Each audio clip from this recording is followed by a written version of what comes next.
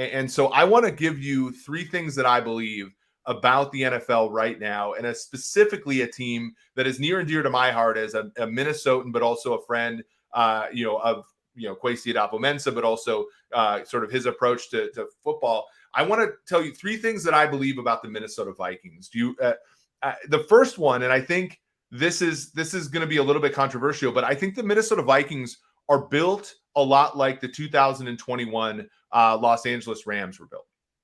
The Los Angeles Rams, a team that I famously doubted a little bit, just because I didn't think that they necessarily had a good roster from top to bottom, did win a Super Bowl. They did so with what I call like kind of a stars and scrubs approach, right? Where they had amazing football players, Aaron Donald, Cooper Kupp, Andrew Whitworth, Jalen Ramsey, but even down the list a little bit, Leonard Floyd, Odell Beckham Jr., Von Miller ended up, he's more up that list.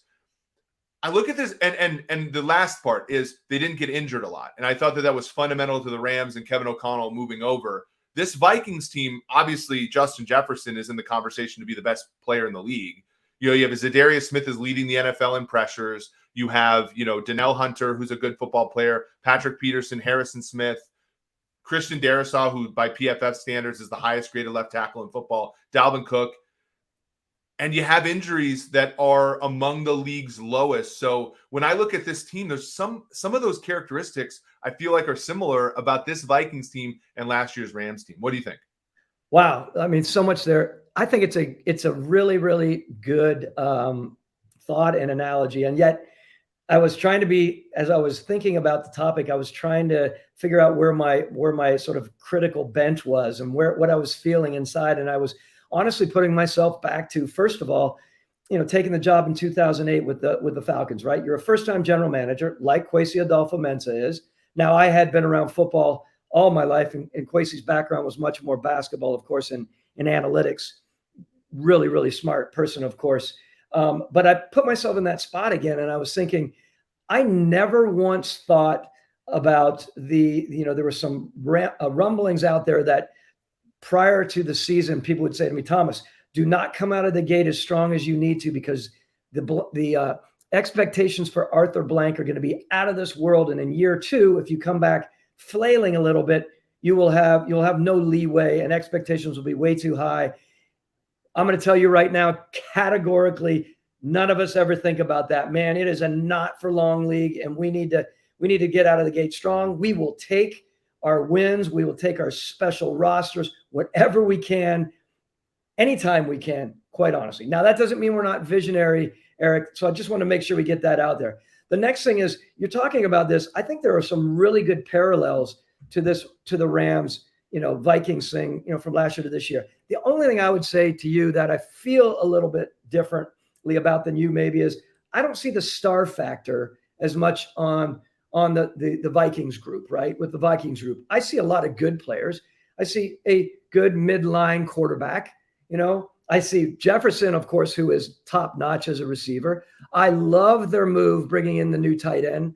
I mean, to me, that was a classic, first year general manager move that's going to get a massive, in my mind, check. I love the way Hockenstein plays. Mm-hmm. Am I pronouncing that right?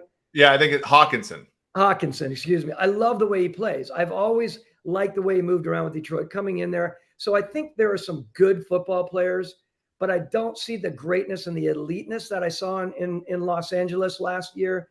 And I will say, last thing, folding in my time in New England, we had a lot of good players over those years. When we went on our run, we didn't have a lot of great players necessarily. We had one for sure, but we had a lot of good players like Bruschi and Vrabel and Troy Brown, and across the board, they all played together.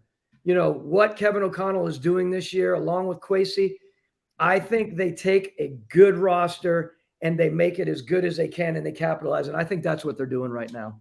Yeah, I think the big thing that you're pointing out, which I think is true, is that Sean McVay is a Hall of Fame coach. I think he's already established that. Raheem Morris is a very good defensive play caller, and they did a lot of cool stuff there. But the Rams stars played to expectation. I think Ramsey played to expectation. Kupp played above expectation. You had 2,000 yards. The Vikings their what I call stars are playing higher than expectation. You can't expect a guy like Patrick Peterson at 33 to get the number of interceptions that he's getting. Zadarius Smith missed most of last year, and Donnell Hunter's missed most of the last 2 years. They're playing above expectation. And Christian Darrisaw is a second-year left tackle, and he's playing like Andrew Whitworth. You expect him to be a rock. Christian Darrisaw, you're doing better than expectation with him being amazing at left tackle. So I think to your point, it is more Patriots-like in that head coach, that coordinator, they're getting a fair amount out of this team, more than you would expect, right? And that was characteristic of those first 3 Super Bowls where, I mean, Troy Brown was playing nickel corner for you guys, right? And like, and Mike Vrabel was, getting, double-digit sacks, and you had guys like Wilfork and Warren and guys like that who were just playing above their skis, and that of course drove you guys to Super Bowl. So I do like that. Here's the other part, and I think this will get back to the thing that you just pointed out, which is the other part of this evaluation for me is the position the Vikings are in the future, because and I think Kwesi will tell you this, like they had some work to do when he took over. I mean, Spielman, made a great draft pick in Darrisaw, and he made a bunch of good moves, but the salary cap for them wasn't in a great spot. So he had to kind of smooth things out. They had to give Cousins the 1-year extension and the void year. They had to give Thielen and all those guys, deals. And next year is not going to be pretty for them. I don't think that they can necessarily add to this roster. So it makes it kind of a win now thing. And fortunately for Les Snead and McVay and Stafford, they won their Super Bowl last year, because this year it's not quite as good. Can you expound? Like, that is a tough situation to be in, where you find yourself, and this is, as somebody who's followed the Vikings my whole life, this is how it always is for the Vikings. They get a pop-up year, and they have to win that year, or else it's not as easy after that. Well, look, I'm following you, and I'm thinking, man, I want to put your mind at ease as a Minnesotan for a minute. Everything is so valid. Everything that you're saying is so valid, and yet I keep coming back to Kwesi and Kevin as team builders, and I know that they're not pulling their hair out thinking about next year per all the bad, tough moves we're going to have to make. This goes back to the fact that, again, they have good players. They don't have all of these stars that they're thinking, oh my God, we won't even be able to function. They're going to go in, and I guarantee you right now, Eric, they're looking at that roster, whether their team wants to know about it or not. They're looking at the roster, and Kwesi has to be thinking about putting a little bit of an asterisk beside a couple of these guys here and there, or a highlight mark where it may be, let's keep an eye on this guy. We can potentially replace, because the draft is strong in certain areas. And we can be that much more, we can bring our cap out of that. What are they at? 4.9 right now, at least projected on over the cap as far as, for next year. Obviously, they have a lot of work to do. But knowing the draft a little bit, knowing where they can make moves, knowing that what you and I might look at is vital to the success of their team, they may be seeing the downside of some of these players that everyone else is seeing as a shiny whatever you call it, piece of jewelry. Like a shiny asset. Where they see Adam Thielen, like the world sees Adam Thielen a little differently than everybody's been around him, who sees him as he's a Ring of Honor Viking, but he's he's on the downturns of his career a little bit. I feel like, and maybe you can expound on this, because you did take over a team that had talent, not great talent, but you took over a team that was at least good enough after you made your moves to go 11-5 in year one. Was it easier for you to look more soberly at players that somebody else drafted after you take over a team? I think that is maybe where Kwesi can offer a little pragmatism that maybe Vikings fans who are kind of in their feels about players may not be able to. Very, very, very astute question. No question about that from my perspective. We came in, we made a lot of moves prior to kicking off that 2008 season, myself and Mike Smith. I mean, D'Angelo Hall, the first move we made was trading him to the Raiders. And by the way, when we traded him to the Raiders, I remember getting a call from Al Davis. And we all know, those of us who follow football, Al Davis, the very first move I ever made as a GM. Think about this.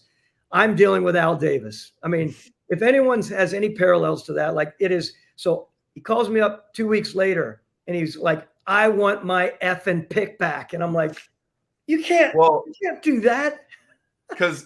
and you'll know this about me, my memory. I remember opening night, Monday Night Football 2008, poor D'Angelo Hall in a Raiders uniform was absolutely abused by Jay Cutler, Eddie Royal, and the Denver Broncos. And good on him. He made a career after that, but he lasted 8 games in Oakland. Like Well, that was, that's that was exactly right.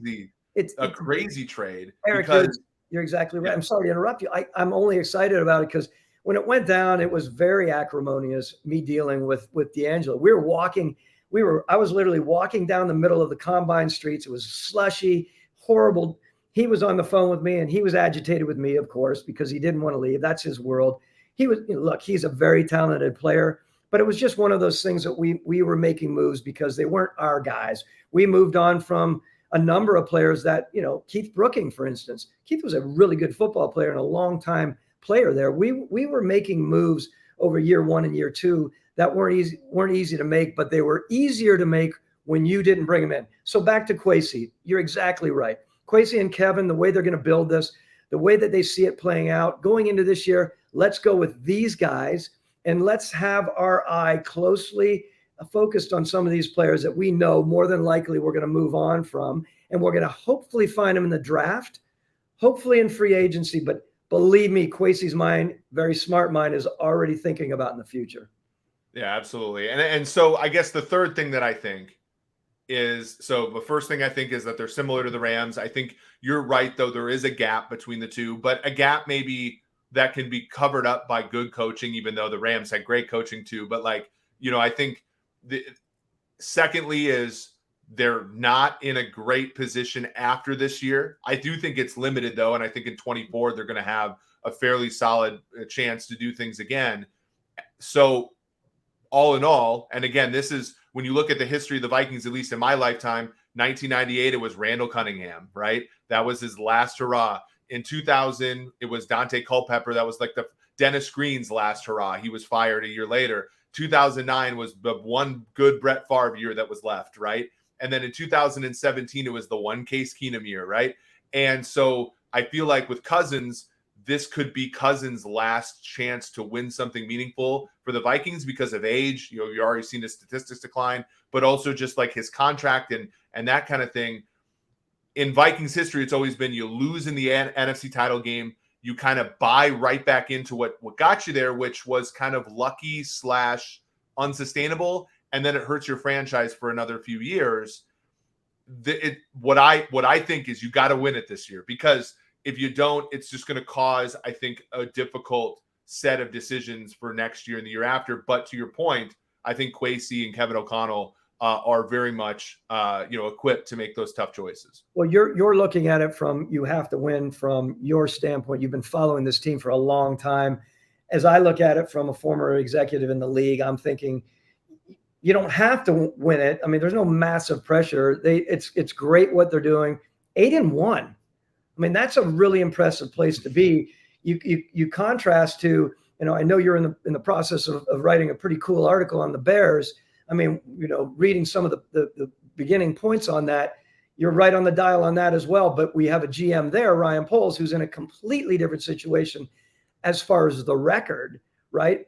Ryan Poles right now, no disrespect, is not going to be up for, what we all talk about, as much as we don't admit to talking about it, is not going to be up for an Executive of the Year award this year. He's just not. A guy like Kwesi Adolfo-Mensah might be, but they might also look at it as like, well, he had a team that Rick Spielman had pretty much in place, and you can argue it the way you want to argue it, Eric. Zimmer is a good football coach. Things just got away from him there, and of course he had to make a change. So there are so many ups and downs to all this, which is going to be really interesting to see. Suffice it to say, I don't think they need to win this year. I think they need to show consistency and not take this year. Next year they lose some players, they try to fit their own people in, and then all of a sudden they're on the lower half of 500. Then their eyes are like, wow, they don't have the same team. Now what? Yeah, I think you're absolutely right. And I think one of the reasons, the Vikings job might not have been as attractive to Ryan Poles was the fact that you had to do some of this competitive rebuild. And what I think the intellectual challenge was for Adolfo-Mensah was having to do that, because I think in some ways it's cleaner to just go with a clean slate the way that Poles has. But I also think that some people, I mean, I think the challenge is also extremely complicated for the Vikings, and so far they've done a good job. By the way, what I love about going live is we get these comments to the right here. Thomas Fraser Lamont says the 2017 Minnesota Vikings are better than the 2022. Thielen was on both teams. Thielen was younger and better back then. Danielle Hunter was on both teams. He's younger and better than back then. I also think I do agree with that statement, but at the same time, I also think the league was better in 2017. It was, as a member of a team that made the playoffs last year, Thomas. Like, the league in 2017, I think, was a little stronger than the league this year, which is one more point to my Rams point, which was the thing I think I missed about the Rams last year was they identified a league that was not top heavy.